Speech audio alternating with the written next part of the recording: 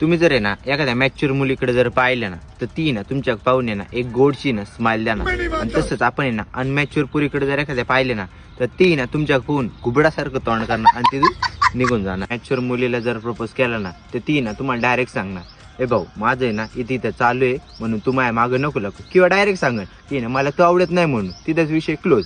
पण जर तुम्ही अनमॅच्युअर पुरीला जर प्रपोज केला ना ती ना डायरेक्ट जागेवर रडायला लागणार, किंवा आईला फोन करणार, बापाला फोन करणार, भाऊला फोन करणार, शिक्षकांना फोन करणार. जागेच्या जागेवर तुम्हाला आहे ना त्या टायमाला असं फील होईल ना की तुम्ही ना तिला प्रपोज करून सगळ्यात जगातली मोठी चुकी केली. मॅच्युअर पुरींना ना रिअल लाईफ आणि रिअल लाईफ याच्यातला ना चांगला डिफरन्स कळायला असतो किंवा माहित असतो. अच्छा. तसंच पाहायला गेले ना अनमॅच्युअर पुरींकडे त्यांना ना रिअल लाईफ आणि रिअल लाईफ याच्यातला काही घंटा फरक कळत नसतो. ते ना काय करतात वेब सिरीज पाहतात, पिक्चर पाहतात आणि त्याच्यात जशी ऍक्टिंग केली आणि जशी ऍक्ट केलंय ना तेच तसं स्वतःमध्ये बदल घडून आणायचा प्रयत्न करतात आणि तेच आहे अख्ख्या गावभर गल्लीभर दाखवत फिरतात.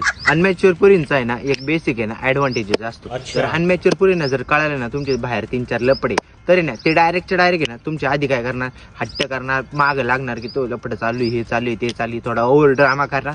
पण तिथल्या तिथं सोडून पण त्यांना पण तेच जर मॅच्युअर पोरींना जर कळालं ना की तुमचं बाहेर 3-4 ठिकाणी लपड झाली डायरेक्ट विषय संपला पाहिजे. तो व्हॉट्सअप चेक करणार, इंस्टा चेक करणार, फेसबुक चेक करणार, सगळ्यांच्या आयडी पासवर्ड स्वतःकडे घेऊन टाकणार. तुझी मारूस तर वरती थांबणारच नाही.